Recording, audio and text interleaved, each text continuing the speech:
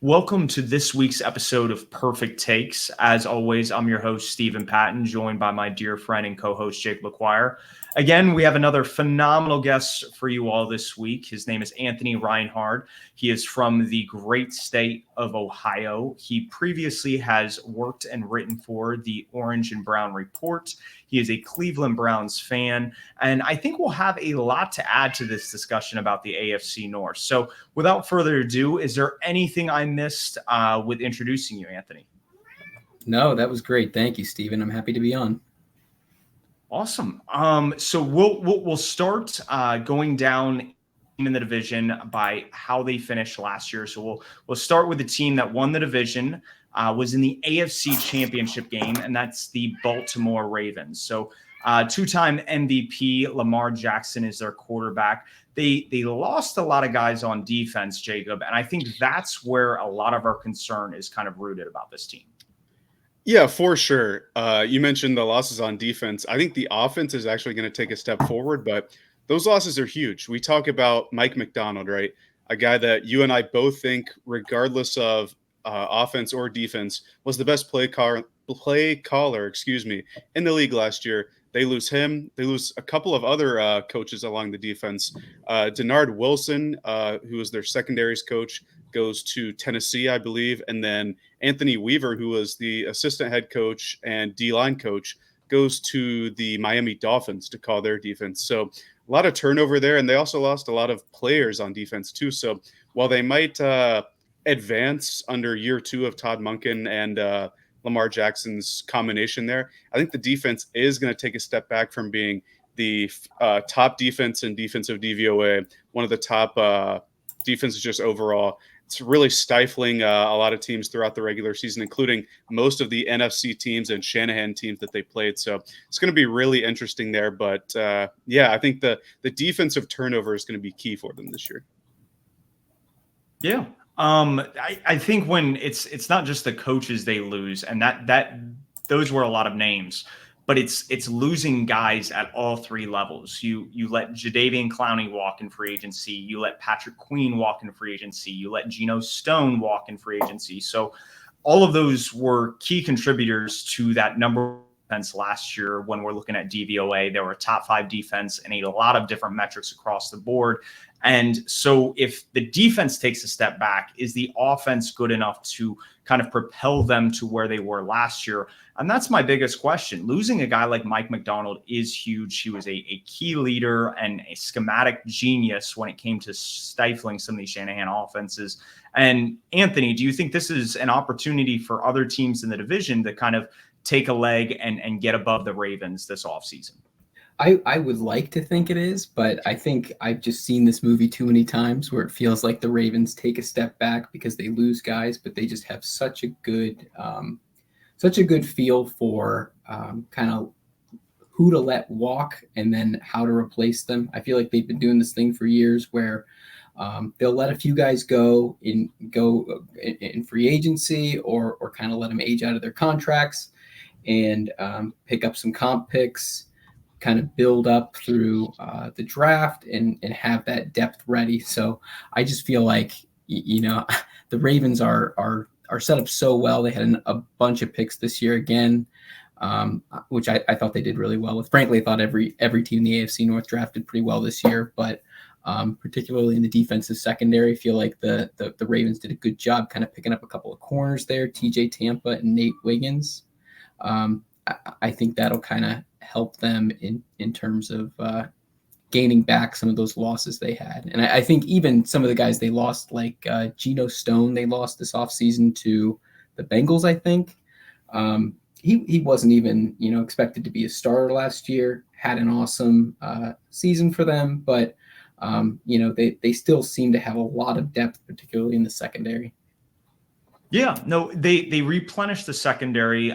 You've referenced TJ Tampa and Nate Wiggins through the draft. They also added Eddie Jackson through free agency to try to help fill that void left by Geno Stone. From the defensive line standpoint, they added Kyle Van Noy, and it always feels like they add a 30-plus-year-old edge player every year that gets 10-plus sacks. And yeah. I think that's Van Noy this year. And then Adiza Isaac through the draft. So when you talk about replenishing through the draft, they did that a little bit this year. Last year, they drafted Trenton Simpson, who will hopefully be Patrick Queen's replacement at that linebacking core. Are there any other big questions before we start transitioning to the offensive side that you have about this defense? Are they going to be able to run similar concepts to what they ran last year? We talked about them losing Anthony Weaver and Denard Wilson. They replaced those guys with Dennis Johnson and Doug Mallory.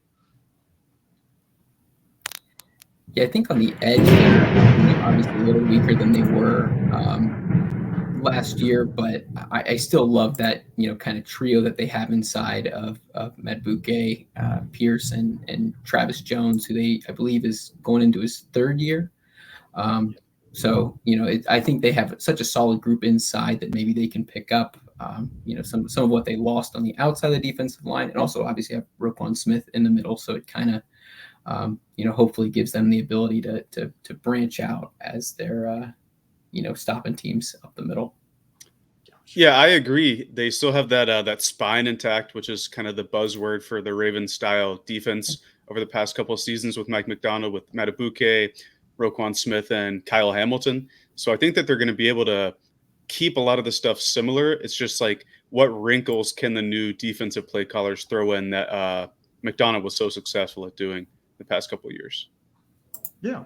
No, and we'll see what factors in with that. On the offensive side, I think the biggest losses I see are Morgan Moses and Kevin Zeitler on the offensive line. Everybody else are just kind of you had Odell Beckham, wide receivers. You had Gus Edwards, J.K. Dobbins leaving free agency.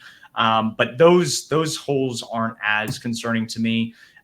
You were pretty high on Roger Rosengarten coming out of college, Jacob. Is there anything you see with him replacing either Morgan Moses or even on the left-hand side, Ronnie Stanley, if he goes down?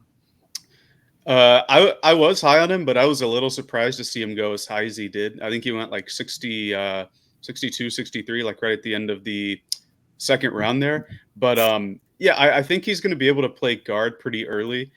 They drafted a couple of O linemen over the past couple of years. One that comes to mind that they drafted like a couple years ago from Minnesota, I think is Daniel Falale is how you pronounce his last name.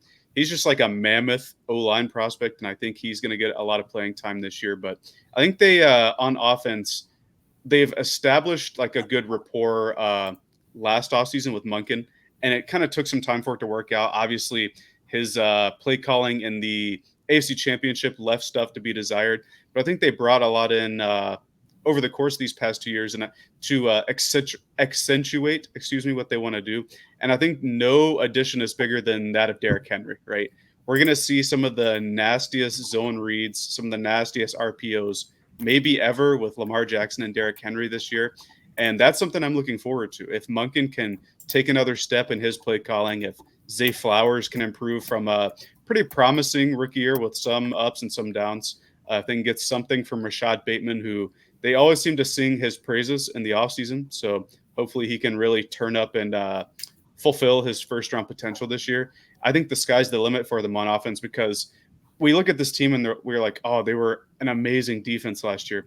They were also a really good offense. They were fourth in offensive DVOA. And I think they were sixth in sixth in offensive EPA per play. So this was a really good offense, and I'm just looking forward to them taking another step to where they can be maybe a top 5, top 3 offense this season with the continuity of Monken and Jackson.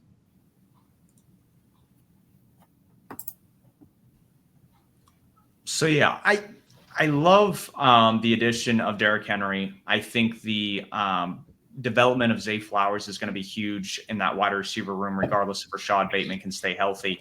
But I think their ability to kind of be in 21 and 12 personnel, especially with Mark Andrews and Isaiah Likely as your tight ends, is just going to give you so many different options to attack a defense.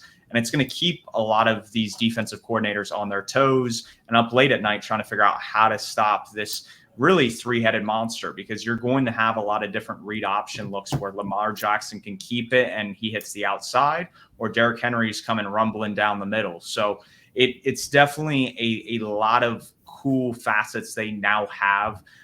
For me, the floor of this team is probably about 10 wins. It feels like the floor is really going to be if some of the key players at key positions get hurt like they have over the past couple of years. We've seen Lamar Jackson get hurt towards the end of the year. And that kind of derailed the Ravens season. So if that happens, that's where 9-10 wins is kind of really that floor. Ceiling, I think is 13 wins and kind of get back to that AFC championship game. I don't know if they're the best team in the AFC, but they are still one of the better teams. And Vegas sees that. Their win total is at 10.5. And as I said, I think their floor really is 10 wins. So I would take the over personally when looking at some of these betting lines.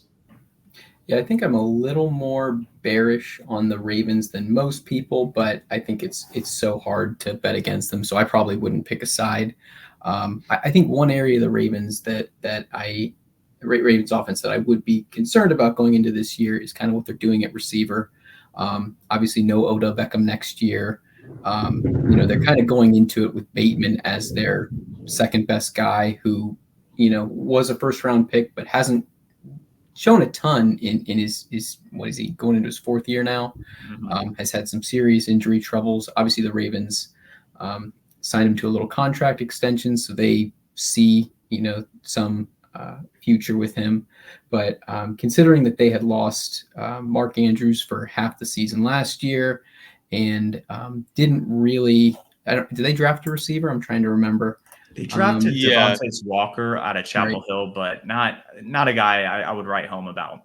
Yeah, I mean, and I think they're in three receiver sets. I think it seems like they're looking at starting, somebody who's more of a journeyman like Deontay Hardy or Nelson Aguilar. So at least going into the beginning of the season to see it. I don't know if Walker is somebody who can play the slot, but you mentioned that they'll probably do a little bit more of the heavier personnel groupings. That's, same, that's kind of old hat for them, what they've been doing for years, even under Greg Roman. So I would expect to see a lot of that. And, not having a third receiver doesn't hurt them as much as a lot of other teams. But I think it is worth noting that they're going to have, probably their best pass catcher in Mark Andrews coming off that injury. He is, getting up there a little bit in age. And, I think a lot of the weight is going to fall onto Zay Flowers this year in a way that it did not last year. Yeah, I kind of agree with a lot of what both of you guys are saying.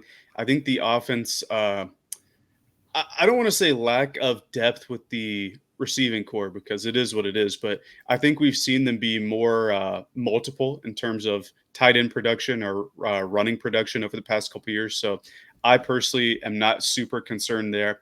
Like I said, I think this can be another top 5 offense again. For me, the ceiling, if they're able to hold steady or improve offensively and maybe only slightly regress defensively, ceiling to me is a Super Bowl berth. I mean, this was the number 1 seed in the AFC last year. They made it to the AFC Championship, and granted, they had the bad luck of running into Patrick Mahomes, who always seems to he always does get there as a starter, and he always seems to win them. So I think they got a little unlucky there, but I think the ceiling is Super Bowl berth. I'm not necessarily saying that they're a lock to be the 1 seed again or even be a Super Bowl favorite, but I can see them getting there. I can also see kind of a 9-ish, 10-ish win season, maybe a little less. Like you said, Steven, Lamar has had injuries at the end of seasons in years past. Now, last year, he made it through the full year, played at an MVP level in a down MVP season, to be fair. But we've seen what happens when he isn't there at the end of the year. And if, God forbid, something goes wrong and they take a step back on offense, I don't think they have the defensive infrastructure or super powered defense that was able to support him last year. So I could see them slipping down the division standings if things don't fall right. And as we get more through this podcast and towards the division predictions at the end, I think both of us and maybe Anthony as well might tend to agree with that take that they might not be a lock to be first next year. Mm-hmm. Yeah, no, I think that's a good summation. I think there's just too many questions on defense, and this isn't a knock on Zach Orr, who was the linebackers coach for the Ravens the past few years. And believe it or not, that's how Mike McDonald kind of got his start before becoming a defensive coordinator, was being a linebackers coach. So kind of that next man up. And if he's able to take the reins and they don't skip a beat, I think the Ravens definitely can be in the driver's seat for the AFC North. It's still going to be a battle. This is the only division in football last year that had 4 teams with a winning record. Only 2 other divisions in the entire NFL had 3 teams with a winning record. So just show you how gaudy and how good this division is. Anything can happen. I think any 4 of these teams, if the cards fall a certain way, can win the division. So the Ravens have changed at the defensive coordinator position. The Browns also have a little bit of shuffling at the coordinator position, but it's not on the defensive side. It's on the offensive side. They part ways with Alex Van Pelt, who is now the New England Patriots offensive coordinator, and they bring in the ex-Buffalo Bills offensive coordinator, Joe Brady. And so my question to you, Anthony, do you think this is an upgrade? Ken Dorsey. I wrote this earlier. Yeah. Joe Brady. Yeah. Thank you for correcting that. I wrote it down as Joe Brady. He is the Bills offensive coordinator that replaced Ken Dorsey. And so my question to you, Anthony, is do you think Ken Dorsey is an upgrade to Alex Van Pelt? Do you think that will open more of a air raid attack for the Browns, especially since they traded for Jerry Jeudy? Yeah, I think it is going to be an upgrade. How much, I think, is sort of an open question. Obviously, like I would say it's a better situation whenever you are fitting your offensive coordinator or coach to your quarterback than if you are trying to fit your quarterback in a scheme that you've already committed to, especially if the coaches aren't the ones who are, involved in the process of selecting that quarterback. So obviously the Browns have Deshaun Watson, so they kind of get to choose an offensive coordinator to fit him, as opposed to having Van Pelt as kind of a holdover from the beginning of Stefanski's time. I think that Stefanski's obviously the guy who's calling the plays at the end of the day, or I suspect he will be. He has not confirmed that just yet, but I think that we will see things spread out a little bit more. How much that changes ultimately and how much it affects things is going to come down to however much Stefanski lets it. He'll kind of be, in my mind, the person who makes the final decisions in that room. Yeah, no, I think Stefanski is still going to have to say this is a 2-time coach of the year, even though I disagree with this previous year. There's a lot to be said about getting down to your 3rd and 4th string quarterback, your 3rd and 4th string offensive tackles, and still being able to make a playoff push. And I think a lot of that has to do with their defense. And honest to goodness, like when you look at this defense, they didn't really lose anybody, and I think they're just as good there. They add Zach Zinter on the offensive line. I think a great addition, since we're speaking about the defense now, Mike Hall out of Ohio State. I think that is a guy that if he can get up to speed very quickly would be a phenomenal edge to pair with that rotation when you have a guy like Myles Garrett. And who's the guy they brought over from Minnesota last year? I want to say Danielle Hunter, but he went to Houston. It was Zadarius Smith.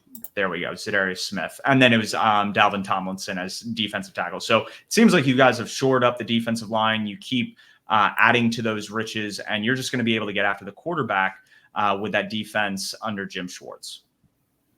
Yeah, absolutely. I think the Browns defense is one to feel very optimistic about. I'm particularly, I feel like I always feel good about their secondary. Over the course of this offseason, I've thought myself a lot about how difficult it is to maintain like a quality secondary year over year, because it's such a finicky position where guys age out faster than they do at other positions. So it's really important because obviously the passing game is king in today's NFL. So you want to be able to put a good secondary out there year in and year out, but it's hard to maintain all of those players at the same time and continue to have depth whenever you have injuries. So I think the Browns, more than maybe any other team in the league, have maintained a high quality secondary with a number of great players and even solid depth pieces in the case where they lose a guy as they did last year with Juan Thornhill for most of the year. So I think that's one thing to feel really optimistic about this Browns defense, which one of many reasons to feel optimistic about their defense, frankly. Yeah, this was a defense that was already first in EPA per play, or I guess last when you play against them. You know how defensive Yeah, EPA is, and reverse. then Yeah. they're like the Ravens. They were top 2 in defensive DVOA. So this was already a very, very stout defense. Like you said, Steven, they bring in a couple of guys on that defensive line this offseason to maybe shore up the run a little bit. If anything was lacking, it might have been maybe run defense. And I really like Michael Hall Jr. He was one of my favorite D line prospects in the draft. I think he's going to have a pretty good role early and often. But to me, the most intriguing additions were on offense, and it's not Jerry Jeudy, who they traded for and subsequently extended. Even though I do like them getting, in theory, a like a real wide receiver 2 for them to pair with Amari Cooper, who they I think they gave him a bit of an extension today, or they like guaranteed part of his contract today, if I'm not mistaken. So Yes. just gave him a little offseason money, like made him happy and stuff like that. Like a really easy thing to do. I saw Jason Fitzgerald from Over the Cap saying this is a very easy thing to do to make your players happy in the offseason. They bring in Zach Zinner, like Steve said, but I think Jameis Winston is going to be an important addition because if anything has happened over the past couple of years during the Deshaun Watson era, he's not a very good quarterback anymore. And he hasn't proven that he is back to that elite form that he was, 3 or 4 years ago now. So I think having a capable backup instead of someone like Joe Flacco coming in off the street, instead of PJ Walker, who I know as Carolina fans, we thank him for his services in certain instances, instead of Dorian Thompson-Robinson, I think having a capable backup is going to be a huge boon for them if they have to fall back onto the backup quarterback this year like they've had to in years past. Yeah, I couldn't agree more. I think that it's the whole season kind of revolves around Watson and what he can do, and I really like Winston as a backup quarterback. I feel like he kind of gives you the volatility that you want when you have kind of a more complete team like the Browns do, and maybe he gives you some really good games and you can beat some good teams. But I think that's when you're looking at a backup, you're either looking at somebody who can just keep you in games, or you're looking for somebody who is either going to let you get blown out or, have a really great performance like Flacco ended up giving them last year. So I love Winston as a backup pick. I think that's a terrific get by the Browns. Yeah, no, I think that was an excellent addition. I'm curious, in the offseason, before they signed Winston, were you interested in them either trading for like a Sam Howell or a Justin Fields? I know they drafted DTR last year, but he definitely seems a little bit more in the developmental process and may still need another year or two.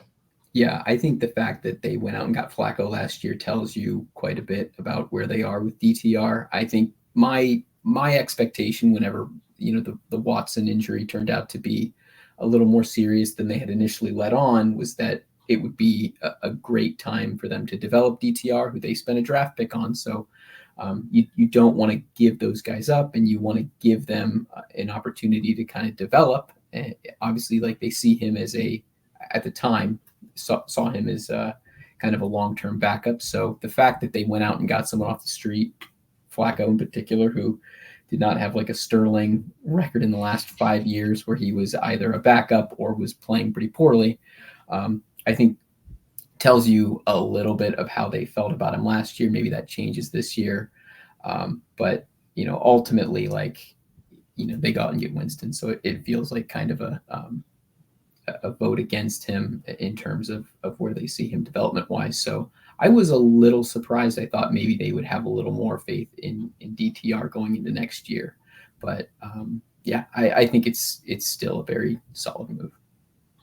Yeah, I really, outside of the quarterback position, I really think that's where a lot of the questions are going to stem from the Browns.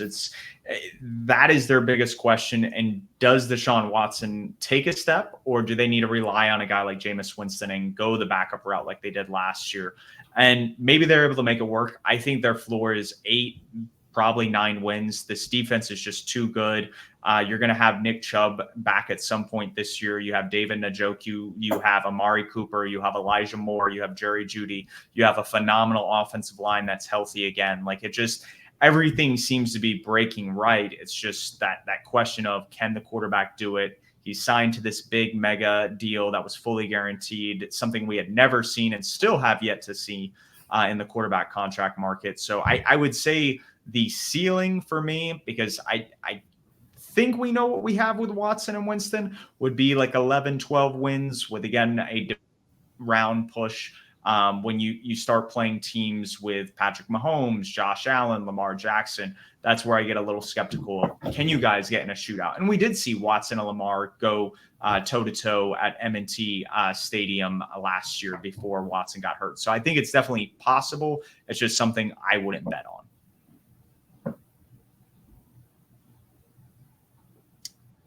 I'm with you there. I think their floor or their ceiling, might be a little bit higher, because we got to think about, this might have been the worst QB situation rotation in the entire league last year, and they were still able to win 11 games. Now, that was because of their defense, which I think all of us think got better.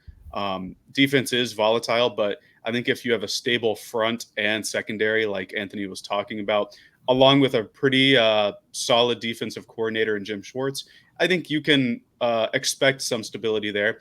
They were 28th in offensive DVOA last year, and that just goes to, or speaks to, just how poor the quarterback rotation is. And even if Watson doesn't improve, and there's nothing to suggest that he will take a big step forward, I think Jameis Winston is so much better than what they've had over the course of the last couple of years, where they've had to go get guys, rely on backups, stuff of that nature, except with Jacoby Brissett. I thought he played really well.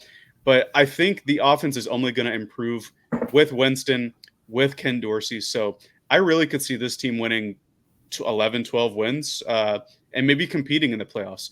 There was a brief glimpse where we saw the Browns competing with the Texans in the first quarter, and then it just got away from them with all the picks and the turnovers at the end of the second quarter into the second half, and the Texans just blew them out. So I think if they can be just stable on offense, they have a fighter's chance to win a playoff game. But as far as floor goes, I think they're going to be a competitive team. Yeah, I would echo what both of you said. I think that the Browns' strong defense, and frankly, they're pretty strong in every position group except for quarterback. They're bringing back a lot of the offensive linemen that they've had on a solid offensive line before 2023. I do have some concerns about what they're going to do longer term at offensive tackle, but I think really it is, after last year, it's hard for me to imagine them doing a whole lot worse than 8 wins. And I think that for me, I always, I don't know. This is maybe I'm wrong here. I get attached to when we've seen a guy do really well in the past, and I think Deshaun Watson has only played 11 games since he played for the Texans, and I still sort of believe that he could revert to that form at some point. And if he even got close to that, I think that, in concert with some of the rest of what the Browns have built around him and a great offensive and defensive scheme, I could imagine them winning in the divisional round. But I don't think that that's. I think that that's really their ceiling. I would have a hard time seeing them beat Kansas City or another team that's beat Kansas City in the playoffs. So I think that's kind of as far as they go, if they go that far. But I can see them having a very good season. Yeah, no, I think that's a good summation. And it seems like every team that we talk about, and I think the next 2 teams that we'll discuss, kind of have the same vibe around them, that it's just, these are good rosters. Like you alluded to at the beginning of this podcast, really good drafts from all of these teams. And while I got a lot of flack from the play caller model I had, the only play caller in the division that was worse than Kevin Stefanski last year was Arthur Smith, who is now the Pittsburgh Steelers offensive play caller. And so while he had some glory days back with Tennessee that got him the job with Atlanta, working with Ryan Tannehill, Derrick Henry, A.J. Brown, and a good offensive line, do we think Arthur Smith can repeat that with a combination of Russell Wilson and Justin Fields at quarterback, a rebuilt offensive line from Omar Khan, and a talented, yet still, I would say, kind of unproven wide receiver in terms of being that true elite guy in George Pickens. And so do we see that getting duplicated? Do we see kind of the Steelers offense falling flat on its face like it has since Big Ben's retirement? I mean, you say it's fallen flat on its face, and it's not been good. Let's just say that. But I'm looking at a DVOA. They were somehow 15th in offensive DVOA last year, so way higher than I had expected.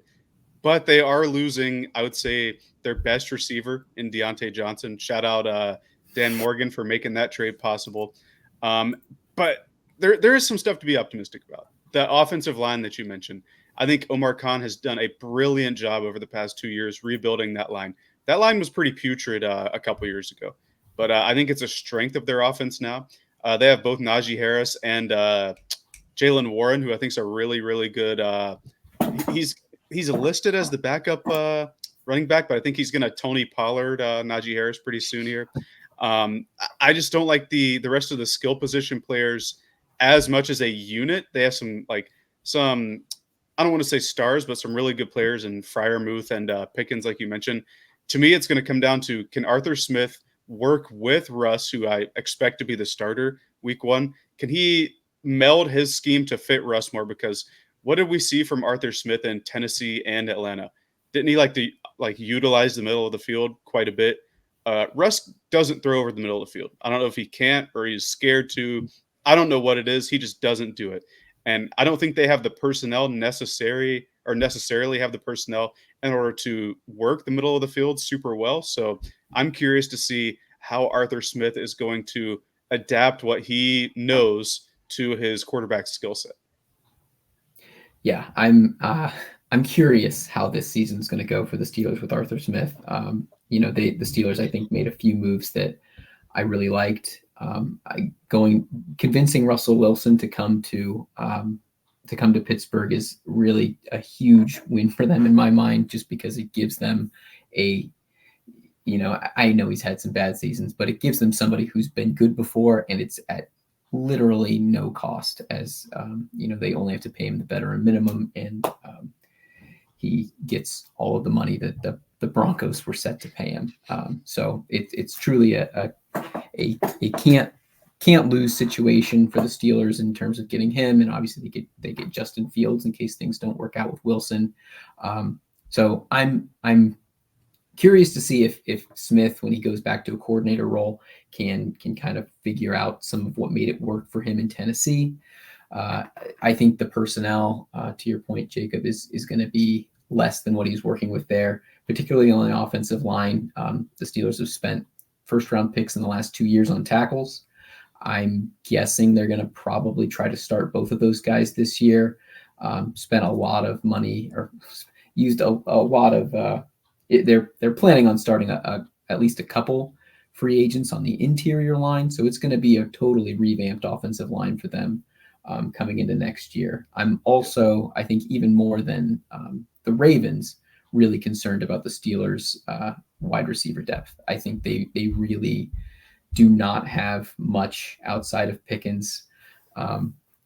So I'm eager to see if they can make it work with kind of the minimal talent group they have outside of quarterback and maybe running back. So, and obviously Pickens. So yeah, it'll be an interesting season for them on the offensive side, but feel much better about their defense. Yeah, no, I mean, that's where they've put a lot of their investments. I don't want to brush over necessarily everything they've done on offense. To your point, Jacob, I'm right there with you. I think Omar Khan drafting Broderick Jones out of Georgia last year, Troy Fontenot out of Oregon State this year, getting Zach Frazier as your center. You have Isaac Sumala from Philadelphia last year. I think they brought in James Daniels from Chicago a couple of years back as well. They've just, I think, done a really smart job at building that. You have Darnell Washington and Pat Freiermuth as your tight ends. I think you can live in 12 personnel and kind of have George Pickens and then like Vance Jefferson and Roman Wilson. Is it going to be pretty? No. If they get hurt at that position, it's going to really hurt. But on defense, that's what's going to keep them in games. And this is where I think there's a return in Pittsburgh almost of this smash mouth brand of football. I think they are going to be okay pounding the rock, asking their quarterback to do very little. So they get a little bit more of those magic moments. And we saw that in Seattle. We heard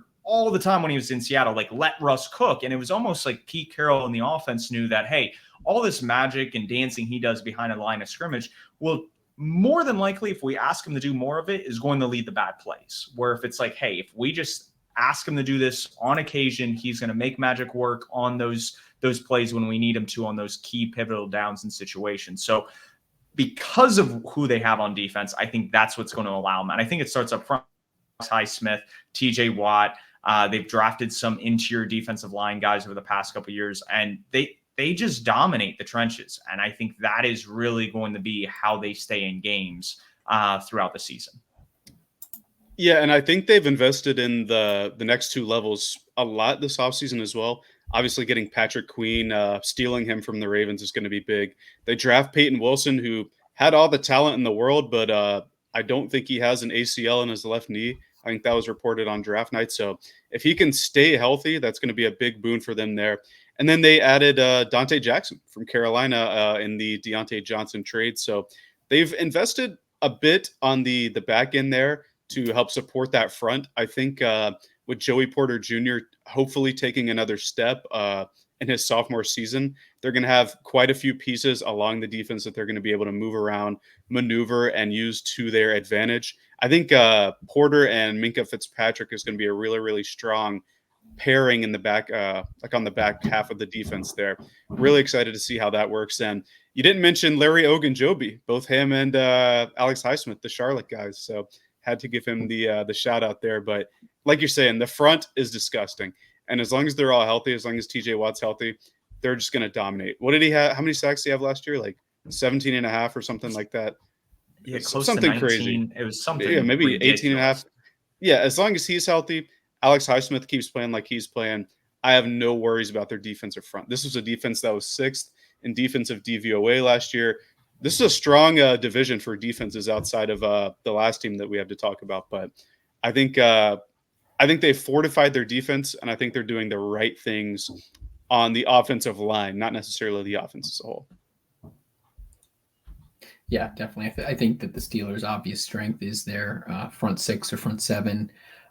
Maybe one of the best in the league, you could argue. So, I think that's, where they win, it'll be because of, their ability to stop the run and pressure the quarterback. And then obviously have Fitzpatrick and Porter on the back end, who Porter looks like a budding star potentially. And Fitzpatrick has been, so good for a while now. So, I think it's easy to feel optimistic about their defense. I think it raises the floor of the Steelers quite a bit. Like I could definitely see them. It's hard for me to imagine them winning fewer than maybe 5 or 6 games. So I think as far as like a ceiling for them, I could see them sneaking into the playoffs, but I think it sort of depends on one of the other AFC North teams going through like a serious injury spell that kind of knocks them out and gives the Steelers a couple easier games. So, yeah, I mean, it's I don't know if they could win a playoff game if they made it, unless they got a really favorable matchup. So, they still probably need to go to the well on quarterback next year or the year after, if they're serious about trying to coalesce this great defense into a great team. So yeah. Yeah, no, I think this is a good segue into kind of the ceiling and floor of the team. Their line, just like the Browns, is at 8.5, and I think one thing we haven't talked about is the Mike Tomlin effect. And since Mike Tomlin has been in Pittsburgh, we haven't seen the Steelers have a losing season. And so with a 17-game schedule, I hate to say it, but until proven wrong, like I want to lean with Mike Tomlin here and just say, hey, I think the floor is at 9-8. But I think when we talk about all the other 3 teams in the division, this team has like the most narrow of outcomes. Like if their floor is 9 wins, I think their ceiling is like 11 wins. And like you said, I don't see them winning a playoff game unless Russell Wilson and Justin Fields are one of those two are able to kind of turn it into another gear and elevate this offense beyond what we see on paper. So we'll see what happens this fall. There's definitely a lot of questions with Arthur Smith and his designs across the middle of the field, and the two quarterbacks in the offense not being guys who want to throw over the middle of the field or haven't shown they can throw over the middle of the field. And we're just going to have to see how it all clicks. It could blow up and go up in flames like the previous offenses have been with Kenny Pickett and Mason Rudolph at quarterback. And we'll see if this is going to stick and work, or if this is just you make do with what you got for 1 year and you look at the quarterback position again next year. Yeah, what a perfect line, by the way. 8.5. Like, that's the perfect line for a Mike Tomlin team since he's been a head coach. I think their floor is actually 8-8-1. I think you guys forgot about the tie there, but no, I agree with both of you guys. The defense is so good. It's good enough to keep them in games, win close games, maybe have a negative point differential at the end of the year, which I think they did this past season. And I think their ceiling is, if they somehow sneak into the playoffs, I don't think they have enough offensive firepower to get a win there. So I think we're all three in agreement here that they have a pretty narrow range of outcomes, like you're saying, pretty high floor, but also a pretty low ceiling. Yeah. They're kind of there. They're going to be that 7th seed in the wild card or looking to make a run at that kind of seeding. I don't see this being a team that's good enough to win the AFC North, but you never know if there's injuries at quarterback for the other teams, if the Steelers are able to get lucky and kind of slide into the driver's seat. And that being said, we're down to one last team in the division. And it's probably one of the better teams to go from kind of worst in the division to first, and that's the Cincinnati Bengals. And today, I'm glad that because Joe Burrow shows up to training camp looking like Slim Shady. I don't know what's going on. Slim Shady grew up in Detroit. He's in Cincinnati, so a lot's going on here. I don't know if this is good aura. I've seen some other analysts say, like, I think I'm going to go with their under. But how are we feeling this? Do we feel like Joe Burrow is going to kind of get back into form and return to what we saw a couple of years ago when they were making pushes in the AFC Championship game? Or do we see this as a team that is going to kind of middle out? For me, and you kind of alluded to it earlier, so I'll just go ahead and jump the gun and say my perfect take this week. I think the Bengals are going to be the only team in the league to go worst to first, like last in the division to first. I think they're ripe for taking that kind of jump. Joe Burrow missed most of the season last year, and we know how important he is to the team. He's helped get them to a Super Bowl berth. He's the only non-Tom Brady, I should say, AFC quarterback to beat Mahomes in the playoffs. So we know what the team is capable of when he's there. And I love the additions they brought in this season. Along the offensive line, they bring in Trent Brown and they draft Amarius Mims, who we can throw his stuff up here.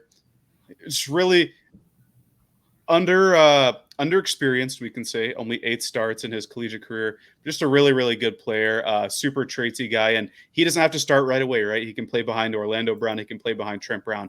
I think he's just going to be a super steal for them down the road, maybe next year, or if he ends up starting this year. They also fortify that defensive line with Chris Jenkins, who they drafted, not the Panthers one, but his son, actually, Sheldon Rankins. They bring back Von Bell, who had his best time of his career with them a couple years ago. And they bring in Zach Moss, who had kind of a breakout year in Indy. They draft Jermaine Burton, who I'm pretty high on as a receiver. And they had Mike Gesicki. So I think they fortified their losses with maybe slightly better players at each position, like comparing to Joe Mixon, Tyler Boyd, Jonah Williams, and Irv Smith, some of the guys you have listed here. I think this is a team that we talk about all the time, Steve. They're really good at drafting a year early, right? If we look at the people they've drafted in years past, those guys are ready to be starters now. Like guys like Cam Taylor-Britt along the back end. Their safety, I want to say Dak. It's not. Yeah, Dax Hill as well. You talk about they added Geno Stone as well from Baltimore, who had a pretty good year. So I think they're ripe to make a jump. It all just depends on if Joe Burrow is healthy or not. And while he does have not an extensive, but enough of a record of season-ending injuries that you have to kind of take a look at it, I have a lot of faith in the Bengals this year, making some noise in the AFC. And it is worth noting that they lose their offensive coordinator to the Tennessee Titans to be their head coach. The Browns also lose their O-line coach. We shouldn't gloss over that. But Zach Taylor was the one calling the plays anyway. So I don't think it's going to be a super, super huge loss there. But I'm excited for what the Bengals are going to be able to do this season. So, Anthony, I know you brought this up with the Ravens and how Ozzie Newsome and now Eric DeCosta have been really good at being able to replenish kind of the roster. And you see big names leave the team, and it seems like they never skip a beat. It feels like the Bengals are right in line with that, and that's why they've almost been going back and forth in the division. Do you think they did enough with drafting Jermaine Burton to replace Tyler Boyd, with what they did on the offensive line? I think some of the biggest questions I have usually around the offense are how Joe Burrow is so susceptible to taking hits and sacks in that offense. And the two other quarterbacks drafted in his draft class, as much flack as they've gotten in social media for various reasons, but Justin Herbert and Tua don't seem to have that issue. They avoid that. They have a higher sack avoidance, higher hit rate avoidance. And so for me, do you think that's going to keep compounding? Start seeing Joe Burrow fade towards the end of seasons like we have with Lamar Jackson with injuries? Or do you think he'll be able to stay upright for most of the year? Yeah, I think the injury thing is always so tricky, right? Because it's like, Burrow misses a whole season because of the ACL thing his rookie year, and then last year it was his finger or wrist or something, kind of a freak thing. I don't know if like Joe Burrow is like definitely an injury prone player. I feel like Lamar Jackson is like a sickness prone player more than anything. I feel like he was sick the other day. I got a notification that he missed practice with an illness, but I feel like every year he has like some thing that is going to keep him out for a drive or a game or whatever, where he's just not feeling up to it. But I'm not sure if I totally buy that Burrow is injury prone, just because the injuries that the most significant injuries he's had have not seemed to be like on the same body part or,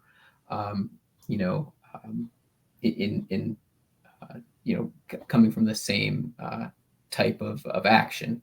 But he does take more hits than he needs to. I think, that's something that is pretty sticky year to year. So it's always a concern when the Bengals put all their chips kind of in the middle in terms of paying Joe Burrow, which they sort of had to do. But you don't want to see that player getting hurt or putting himself at risk unnecessarily.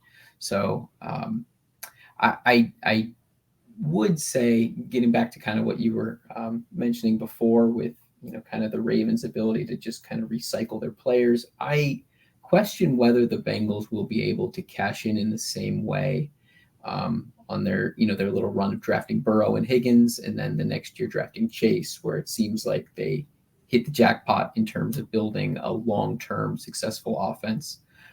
This sort of drama that they have with T. Higgins, whether or not they're going to extend him or trade him or whatever, is I find it to be a thing that a smart team would not do, is to risk somebody of his quality, because I feel like he's almost certainly a top 20 wide receiver. And I think if you can have him, Chase, and Burrow, I would have the three of them at any cost. So I think in terms of this year, if we're just talking about this year, I'm really excited about their passing offense. I don't see any reason why they can't be one of the best in the league. I think Burrow is that good, and I think his weapons are there.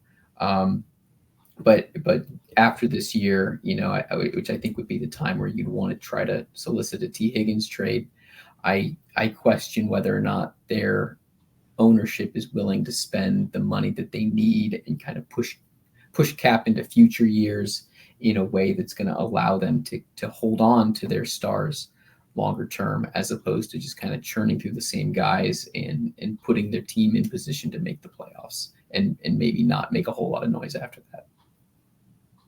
Yeah, no, and I think what you're talking about, having that trio on offense, is so huge. I mean, being a fan of the Cleveland Browns, you witnessed Big Ben, Le'Veon Bell, Antonio Brown do their thing in Pittsburgh for a while, and having a three-headed monster on offense and just having answers to so many different problems is a good thing to have. And sometimes you have to be willing to shell out. And when you see all these wide receivers getting signed to these massive deals, it's only driving the price for Higgins and Chase that much higher. And so it becomes a little bit worrisome that, hey, if you're going to make it work, then like you said, are they going to adopt strategies where they're kicking that cap down the road? And that's something we haven't seen from them yet. But if you want to stay in contention with the AFC when you're playing against Patrick Mahomes and Josh Allen and Lamar Jackson, it almost seems like you have to keep pace with them. So we'll see if that's the case. Their over-under is at 10.5. And I'll pull up one last graphic. And they're the team from like a market projection standpoint are going to improve the most. And I think a large part of that is because Burrow is back. And so keeping Burrow healthy, they address with the offensive line additions. And hopefully with the firepower they have on the outside, they're able to kind of make a push in a loaded conference. So any final thoughts on the division or any of these teams before we kind of kick off Purrfect Takes? I'll just say that I think that, the Bengals, improvement here, like you said, obviously driven by getting Joe Burrow back and not having, what was his name last year? I can't even think of it anymore. Jake Browning. Jake Browning. That's right. Yes. I think and we've kind of hinted at this a few times that all four of these teams have put together solid runs or not embarrassing runs, I should say. When they're without a good quarterback. And I think it speaks to how strong this division is outside the quarterback position and how all these teams are sort of built to last. And I think it's impressive. I think that, it's a coincidence, I guess, that they're all in the same division, but it just kind of feels like, all these teams are built well. I think the Browns and Ravens are built similarly, but they're all kind of built from the ground up, I guess, in terms of, kind of start a lot of these are, in the trenches, like the Steelers or the Ravens. And obviously the Browns have a great offensive line. So I think you kind of build out from the inside out. And that is really, I think, the best way to raise your floor as a team is to start at positions closest to the ball and work your way out to the outside eventually. So I just think it's a thing that these teams sort of have in common, but I think that's an absolute and I didn't mean to interrupt you, Jacob, but to the point about analytics, I think when you look at weak link systems like the secondary and then positions close to the ball being defense and offensive line, I think building out with that, both from signing big key additions or draft high value players with premium picks, only shown itself with this division. Yeah, I agree with everything you guys are saying. I guess my final thought is, and it's not related to what we just talked about, so I'm sorry for steering the discussion, but back to the Jamar Chase thing and the Bengals owner being kind of notoriously on the cheaper in there. Last week we did the NFC North, right? And we talked about a team with the Cowboys where they have a lot of big contracts coming up between Dak, Micah Parsons, and particularly CeeDee Lamb. Both CeeDee Lamb and Jamar Chase are extension eligible this offseason.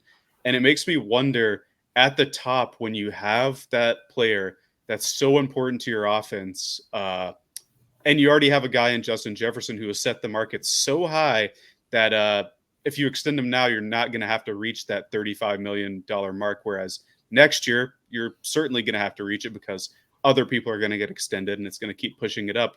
I just think why not do it as early as you can? We see Howie Roseman do this all the time. We see the smart teams extend early. I can't fathom why we're not seeing it with CeeDee Lamb and Jamar Chase, who, Steve, both you and I think those are receivers 2 and 3 respectively in the league right now. So I guess that's my parting thought that if it's really similar how the Bengals and Cowboys are operating from we're not going to extend our stars early, we're going to wait until necessary standpoint. And I think the Cowboys have been much more notorious with this over the years, but I think it's interesting. And that doesn't necessarily stop at the receiver. We see Trey Hendrickson also wanting a new deal compared to Micah Parsons coming up for a deal. So I just think that's really interesting. No, I think it's an interesting point. What I will say is I've heard a lot of people talk about the scouts for the Bengals and the Cowboys, and both teams seem to draft well.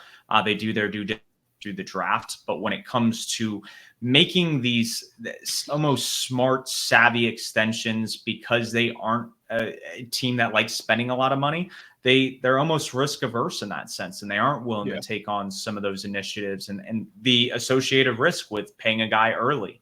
And I think is going to rear its head and bite them in the long run. And with that being said, I don't think it's going to impact them this year. These are things that are going to impact the Bengals in 2025.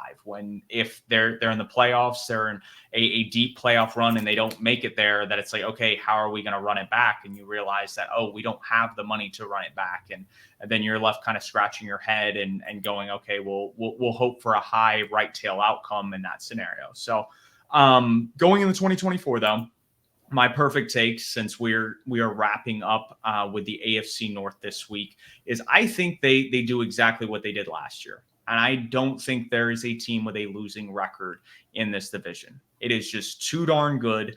I think some of the issues that were a problem for some of these teams last year, they've addressed through free agency and the draft, and they've only gotten better. And so to me, it really is going to come down to how the cards fall.